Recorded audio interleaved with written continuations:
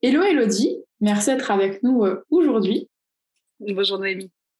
Est-ce que tu peux te présenter de la manière qui te plaît? Hmm. La manière qui me plaît. Ben, je m'appelle Elodie, je suis une femme qui aime beaucoup le monde et je suis très curieuse en fait du comportement humain, des relations humaines, de tout le monde intérieur et aussi de la magie qui nous entoure au niveau de l'univers. Et j'ai choisi d'en faire mon métier alors depuis bien longtemps parce que j'ai été éducatrice spécialisée dans la protection de l'enfance pendant quelques années. Et aujourd'hui, j'accompagne les femmes qui sont aussi accompagnantes et qui ont envie de se redresser, de se montrer aussi, de prendre leur place en fait, parce que le monde a vraiment besoin, je trouve, de femmes qui prennent leur place. Voilà. Génial, c'est une belle mission. Hmm. Qu'est-ce qui t'a motivé du coup à te lancer dans l'entrepreneuriat? Alors très clairement, c'était que je voulais... J'étais éducatrice dans la protection de l'enfance et j'essayais de transmettre des choses à mes collègues et je sentais que ça prenait pas. Et donc, je me suis dit, bah, je vais faire de la formation et je vais accompagner en parallèle des personnes donc en tant qu'entrepreneuse. Et j'ai fait ça en 2000. Je me suis lancée en 2013, donc c'était il y a quelques années déjà. Et donc, du coup, mon objectif, c'était vraiment que j'avais envie de faire l'accompagnement individuel depuis toujours et de la formation pour transmettre des clés aux travailleurs sociaux pour accompagner les enfants et les ados. Donc, ça vient de là. Et finalement, j'ai pas fait d'accompagnement individuel tout de suite. J'ai vraiment fait beaucoup de formation. Ok. Et est-ce que tu as eu des difficultés particulières quand tu t'es lancée du coup en tant que femme? Oh oui. Alors, oui, des difficultés parce qu'en fait, au tout début, quand je me suis lancée dans l'entrepreneuriat, je me disais, je vais faire ce que j'aime et donc ça marchera. Bon, il y a des codes au niveau de l'entrepreneuriat qui nécessitent quand même d'aller regarder. Et effectivement, je me suis vraiment révélée dans l'entrepreneuriat depuis que j'ai assumé en fait ma posture, mon message, et ça demande vraiment un gros travail sur soi. Tu parles de confiance en soi. La confiance est arrivée vraiment dans les actes, dans les actions qui ont été posées. Mais ça demande vraiment, je pense que c'est après mes enfants, voire même avant, un énorme travail de gestation. Ok. Mm. Quelle est du coup toi ta vision de la confiance en soi? C'est une vaste question. Alors moi, euh, je pense travailler sur la confiance en soi des femmes, mais c'est des mots que j'utilise pas. La confiance en soi, l'estime de soi, parce que je trouve que ce sont des expressions. Alors, j'y mets pas forcément de sens, et c'est un peu comme. Je pense que je pouvais fonctionner comme ça avant. Je vais attendre d'avoir suffisamment confiance en moi, puis une fois que j'aurai bien travaillé sur moi, je passerai à l'action. Et en fait, il y a comme quelque chose qui fonctionne à l'envers ici, et de vraiment comprendre que de me connecter à mon désir, de me connecter à mes envies, de me connecter à ce qui me fait triper, et ensuite de passer à l'action. Et c'est grâce aux actions que je vais poser, c'est grâce au fait que je vais me mettre en insécurité, que je vais faire des choses qui sortent de ma zone de confort. Alors, je le mets entre guillemets parce que c'est aussi, j'aime pas les expressions galvaudées, mais en même temps, c'est ça, je sors de ce que je connais et je vais venir étirer ma zone de confort. Et là, je vais gagner en confiance. Et finalement, là où j'avais pas confiance avant, bah, grâce au fait que je sois passée à l'action et que j'ai mis en place des choses, bah, je me rends compte que maintenant j'ai confiance parce que j'ai expérimenté que j'étais capable de faire. Et que maintenant, bah, et à chaque fois, en fait, cette zone de confort, elle s'étire. Et donc, à chaque fois, on revient dans ce truc-là. Mais moi, j'ai beaucoup de femmes qui viennent me voir en me disant, mais je veux travailler sur ma confiance en moi et après, je pourrais passer à l'action. Bah, et si tu définissais de quoi tu as envie, tu passais à l'action et tu vois ce que ça crée à l'intérieur de toi dans ta confiance. Et est-ce que tu aurais peut-être justement des conseils pour les personnes qui disent ouais mais ils conçoivent le fait de sortir de la zone de confort mais ils n'y arrivent pas, ils ont un blocage? Oui, mais ça c'est compliqué parce que les blocages en fait ils peuvent venir de plusieurs sources différentes et donc je pense que au plus on est connecté à nos désirs, au plus on est connecté à nos envies et au plus ça prend de l'ampleur, on a de l'énergie avec ça, au plus on va être en capacité de sortir de nos blocages et de faire en sorte que le désir soit plus important que la peur. Quand on est dans de la peur et qu'on tourne dans notre peur et que le désir en fait est quand même très petit voire inexistant, bah effectivement on va tourner en boucle dans notre peur et il y a rien qui va venir contrebalancer. Donc moi un conseil c'est vraiment moi ce que j'adore travailler avec mes clientes c'est de connecter à ta peur. C'est quoi tes vrais désirs derrière? Qu'est-ce qui te met en feu? Qu'est-ce qui te met en joie? Qu'est-ce qui t'anime? Où est-ce qu'elle est l'énergie chez toi? Comme ça l'énergie monte. Tu passes à l'action et effectivement il y a des blocages qui vont apparaître, mais ton désir sera tellement fort et ton étoile du Nord, en coaching, sera tellement fort que finalement, tu vas dépasser tes blocages et tu vas y aller. Tu vas traverser l'intensité. Donc, c'est aussi, je pense, dans les conseils que je donne souvent, c'est d'accepter de traverser l'intensité. Parce que dès lors qu'on arrive il y a une peur qui arrive, si on sent l'intensité et qu'on ne veut pas la traverser, on va avoir tendance à reculer. Dire, OK, non, là, j'appuie sur envoyer. Je prends mon téléphone pour appeler cette personne. Je vais traverser l'intensité. Ce sera inconfortable, mais je vais le faire et ça va avoir de l'impact. Et donc ça, c'est vraiment chouette. Mais si je suis pas connectée à un désir initialement, ça va pas fonctionner.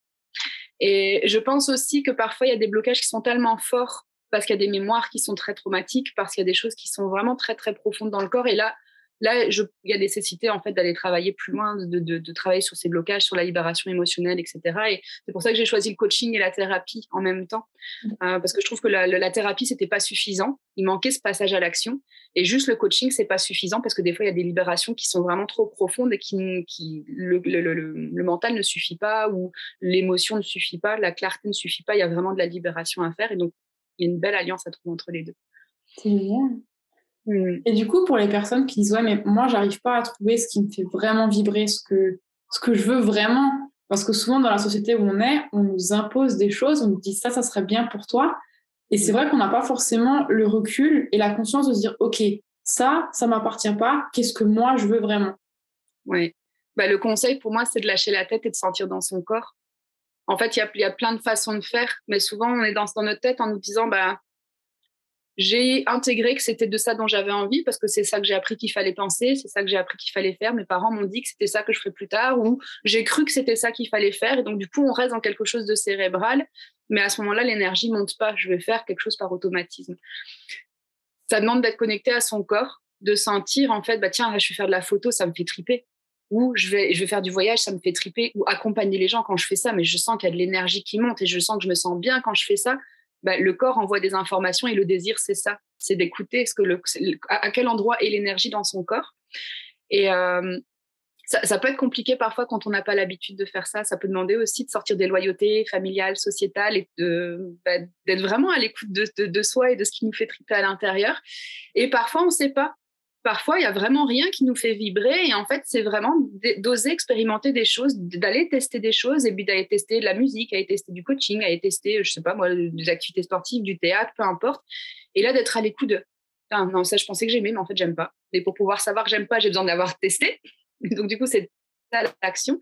Ah, ça, par contre, je pensais pas que j'aimais. J'ai fait ça avec une copine. Et en fait, putain, mais ça me fait tellement de bien. Ah, là, il y a quelque chose qui se passe à l'intérieur de moi et je vais écouter ça. Mais ça demande aussi de lâcher toutes les petites voix intérieures qui vont nous dire mais c'est pas pour toi, mais tu peux pas vivre de ça, c'est pas possible. Et voilà, de réussir à naviguer entre ces différents aspects de nous. Quelle est toi ta vision de l'image de soi? L'image de soi. Alors là, comme ça, tout de suite, ça me paraît assez abstrait. L'image de soi.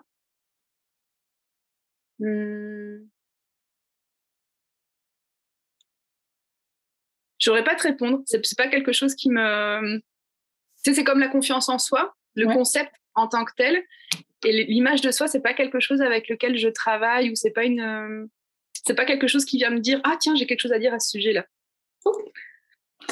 Tu as déjà répondu partiellement dans une des réponses d'avant, mais est-ce que pour toi, il faut avoir confiance en soi pour se lancer en général et plus particulièrement en tant qu'entrepreneur? Non. Non. Par contre, je pense que il y a un état d'esprit à avoir, d'accepter de faire des erreurs, d'avoir un état d'esprit aussi de... Si on est dans... C'est Carol Dweck qui parle de ça, qui dit il y a l'état d'esprit, alors je sais plus comment elle dit, l'état d'esprit fixe et l'état d'esprit de réussite.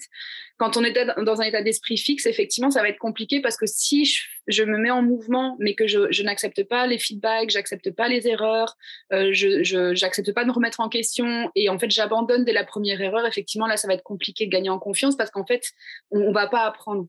Par contre, c'est vraiment ce truc de dire, en fait, je vais expérimenter des choses. Je vais juste tester, il n'y a pas d'enjeu, il n'y a pas de danger, je vais juste voir ce qui se passe. Et moi, actuellement, dans mon activité professionnelle, ça fait quelques temps que je fais des choses, je me suis plantée et rétamée sur de nombreuses choses, mais c'est grâce à ces erreurs que j'ai pu me dire, tiens, ça me convient, ça me convient pas, ça, c'est pas adapté, mais en fait, ça, je l'ai fait parce que c'est le milieu du coaching le fait, donc du coup, je teste, mais en fait, ça me correspond pas du tout. Ah, tiens, là, ça marche. C'est quoi l'ingrédient de quand ça marche? Dans quel état d'esprit j'ai été quand je l'ai créé? à quoi ça répond chez mes clientes, comment j'ai communiqué là-dessus. Et là, ça me donne des ingrédients. Et donc, du coup, c'est vraiment une multitude d'essais et d'erreurs et un état d'esprit à partir duquel on va aussi pouvoir rebondir et monter les marches. Mais ça, je trouve que c'est vraiment quelque chose qui se muscle, qui se travaille, cet état d'esprit, parce qu'on n'a pas appris ça à l'école, en fait. Il y a vraiment comme une déconstruction des schémas qu'on nous a appris pour réapprendre à fonctionner différemment. Est-ce que tu aurais peut-être des conseils justement pour les personnes qui sont pas encore dans cette déconstruction et où, par exemple, dès qu'il y a quelque chose qui marche pas, ils se disent bah, c'est bon, en fait, c'est juste pas fait pour moi. Par exemple, dans le coaching, tu testes un truc, ça fonctionne pas. Il y a des personnes qui vont se dire non, en fait, c'est pas fait pour moi. Donc, comment justement muscler notre cerveau pour qu'on se dise ok, là, c'est pas un échec en fait. Il y a juste une leçon derrière. Qu'est-ce que je dois apprendre du fait que ça n'ait pas fonctionné cette fois-ci? J'ai envie de dire c'est déjà une décision à prendre. De regarder dans quel fonctionnement je suis, de regarder c'est quoi mon rapport à l'échec. Et donc, du coup, si je fais une erreur, comment je réagis face à l'erreur et comment la prochaine fois que je fais une erreur, je fais le choix conscient de me dire, tiens, je change d'état d'esprit par rapport à ça. Donc, c'est déjà de s'observer dans notre façon d'avoir un rapport à l'erreur. Et puis, j'ai envie de dire aussi de venir vérifier à partir de quel espace je fais le choix, par exemple, de faire du coaching. Parce qu'aujourd'hui, le coaching, c'est un milieu qui prend des proportions quand même assez impressionnantes au niveau de... J'ai publié une vidéo il n'y a pas longtemps où tout le monde est coach. Tu regardes une vidéo, tu deviens coach. C'est assez rigolo, mais en même temps assez flippant. Et de vraiment dire à partir de quel espace chez moi je fais le choix en fait de faire de la photo, de faire faire du coaching, de faire de l'accompagnement, d'aller faire du théâtre, de travailler dans une multinationale. Qu'est-ce que j'ai envie en fait? Il y a quelque chose comme un peu, je vais pas envie de dire plus grand que moi parce que ça paraît perché, j'aime pas ça.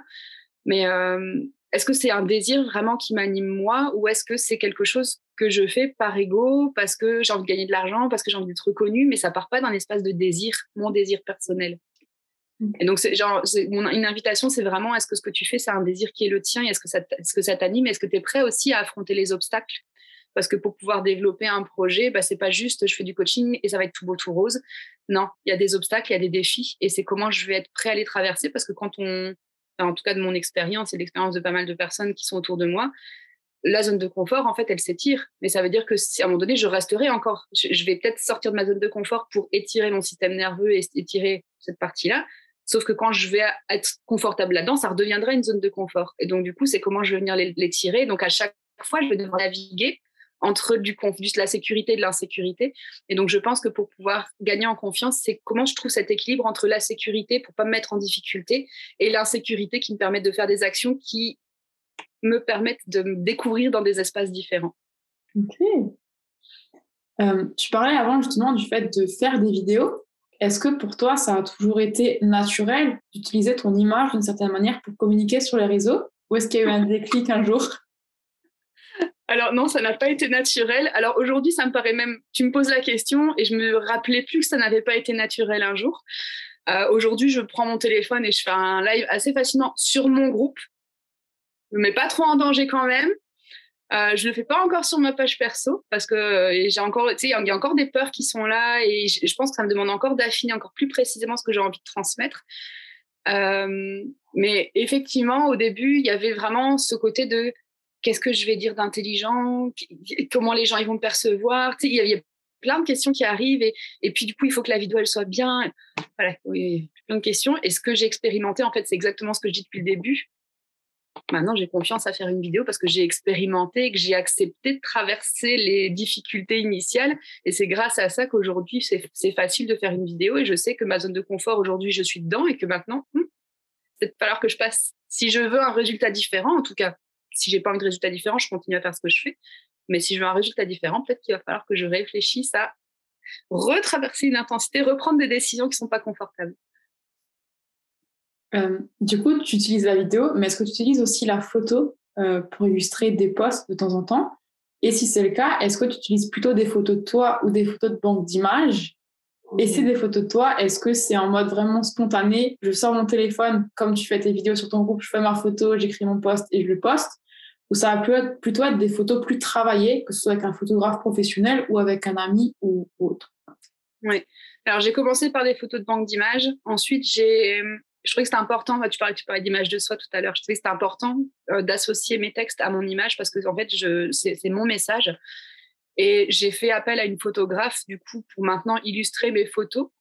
Donc c'était une première tentative, donc c'était pas confortable, j'étais très mal à l'aise par rapport à la face à la caméra, je rigole, j'ai beaucoup de photos où je souris et je me rends compte qu'en fait il y a beaucoup de textes sur lesquels j'ai pas envie de sourire, et donc là je vais faire appel bientôt à une prochaine photographe où je sais ce que je veux. Je sais que je veux des photos de mes mains, des photos symboliques en fait. C'est quoi les messages que je mets à travers mes textes, et en fait d'avoir une banque de données qui sont personnelles, d'images que je peux utiliser en fonction des textes. Et je trouve ça vraiment chouette parce que il y a mon énergie derrière ces images. Alors de temps en temps, je mets des images de banque de données parce que je trouve qu'il y a des belles images, mais je sens vraiment que j'ai envie de mettre mes propres images parce que ça correspond à mon univers. Et il y a comme quelque chose aujourd'hui qui est un peu décalé quand je mets une image qui est pas la mienne, parce que c'est comme si je viens mettre une belle image, joliment travaillé, de quelqu'un d'autre sur un texte qui est le mien, et ça fait comme une distorsion. Donc je trouve que là, oui, c'est faire des photos, d'avoir ses propres banques de photos de soi, même si c'est pas notre visage, nos mains, nos pieds, enfin des bijoux, n'importe quoi, je trouve que ça apporte vraiment, les gens rentrent dans ton univers et sentent ton énergie, tes couleurs, ta vibration, et je trouve ça beau.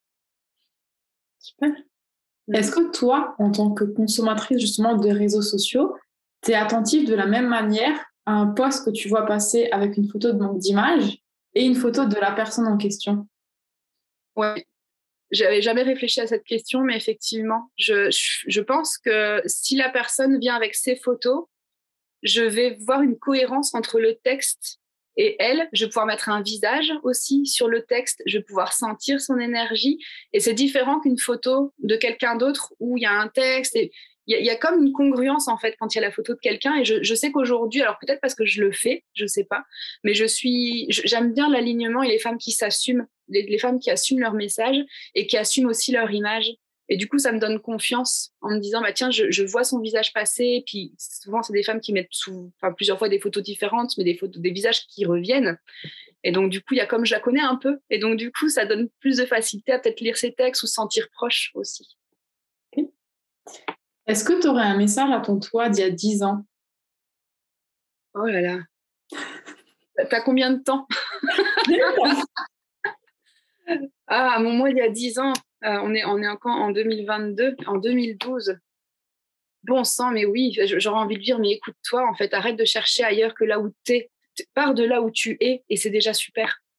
Tu as déjà des choses à créer à partir de qui tu es là maintenant, et c'est peut-être pas ce que tu idéalises, c'est peut-être pas ce que tu as envie, mais en tout cas, écoute-toi et fais-toi confiance. Et surtout, alors, je pense que le conseil que je lui dirais, c'est arrête de regarder ce que font les gens sur les réseaux sociaux et écoute ce qu'il y a à l'intérieur de toi, parce que ton message, il est là, sinon tu vas te perdre.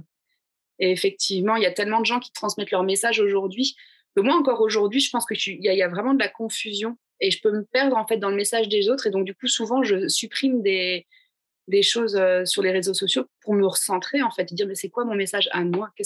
Qu'est-ce qui m'anime moi? Et donc, je pense que je lui dirais ça. Écoute-toi, reste, fais-toi confiance et arrête, ne regarde pas ce qui se fait ailleurs, sauf pour t'inspirer une fois de temps en temps, mais pas pour venir te comparer et te dévaloriser.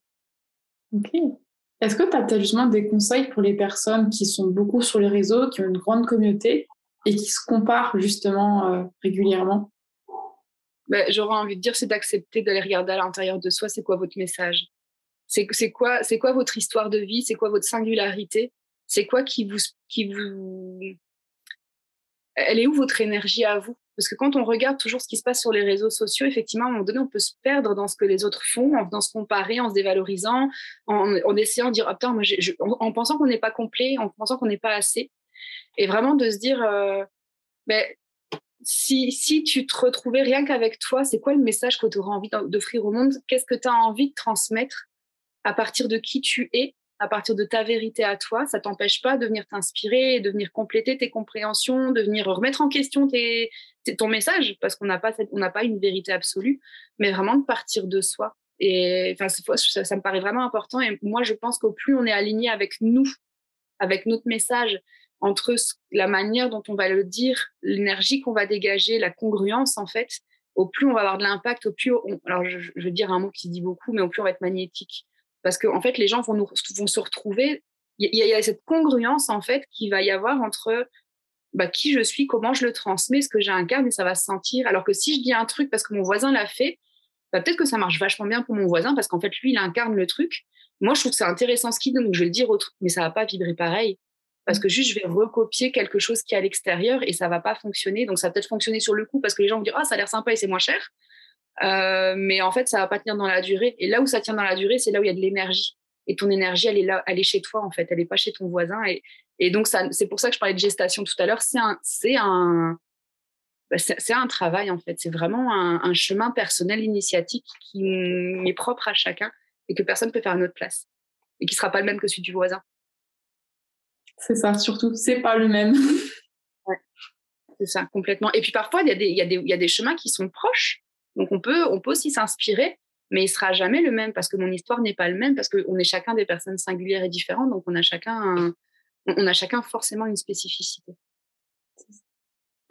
Est-ce que tu aurais un partage à faire, que ce soit un livre, une série, un podcast, peu importe, ou quand toi tu l'as découvert, tu t'es dit ça, tout le monde devrait connaître?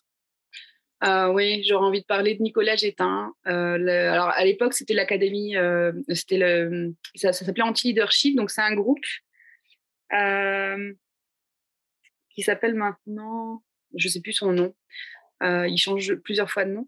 En fait, je suis arrivée dans l'univers de Nicolas il y a 1 an et demi à peu près, et j'aime beaucoup l'approche de Nicolas parce que Nicolas, plutôt que de parler de confiance en soi, de tout ce qui va être développement personnel, sa façon de travailler, c'est ce qu'il dit, c'est rebrancher le feu sacré. Donc voilà, c'est un terme où on adhère ou on n'adhère pas, peu importe, mais c'est vraiment de se rebrancher à sa sécurité intérieure.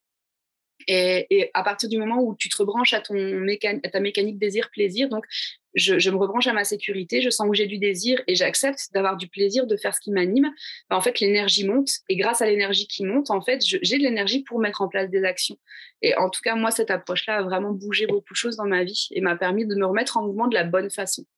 Donc, j'aurais envie de nommer ça. Et aussi par rapport aux peurs, tu parles de confiance en soi. Il y a Audrey Mélac aussi qui est thérapeute. Ah, tu connais?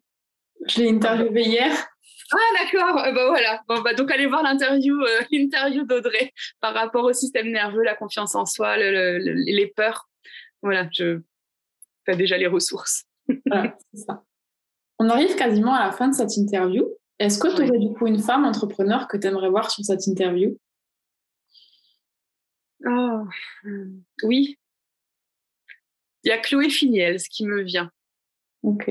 Qui est accompagnante en parentalité au Québec, qui fait de l'accompagnement relationnel et émotionnel et qui a voilà, je suis en amour avec cette femme qui a un message qui est très incarné, qui incarne vraiment, je trouve, tout ce que j'ai partagé depuis le début, vraiment dans ses remises en question, cet alignement, cette congruence, cet amour pour ce qu'elle fait. Et donc, du coup, elle dégage quelque chose de confiant aussi. Donc, voilà, c'est son nom qui me vient. Ça marche. Merci pour ce partage.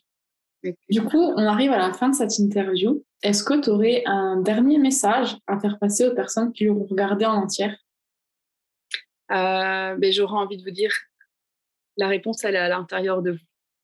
Ça peut paraître très, je sais pas, très cliché, mais les réponses, elles sont en vous. On me l'a dit longtemps, je n'en comprenais pas, donc je pourrais comprendre que c'est un message qui ne résonne pas, mais j'ai envie de transmettre ça. Vos réponses, elles sont dans votre énergie, dans ce qui vous anime, et en fait, ça, c'est à l'intérieur de vous. Génial. Ça résonne peut-être pas encore en eux, mais ça viendra. C'est ça, pas encore, oui, tout à fait. Génial. Merci beaucoup, du coup, pour cette interview, pour ton temps. Il y aura toutes les infos, du coup, en description pour les personnes qui auront envie de se retrouver. Et du coup, on se dit à très vite. À bientôt. Merci beaucoup.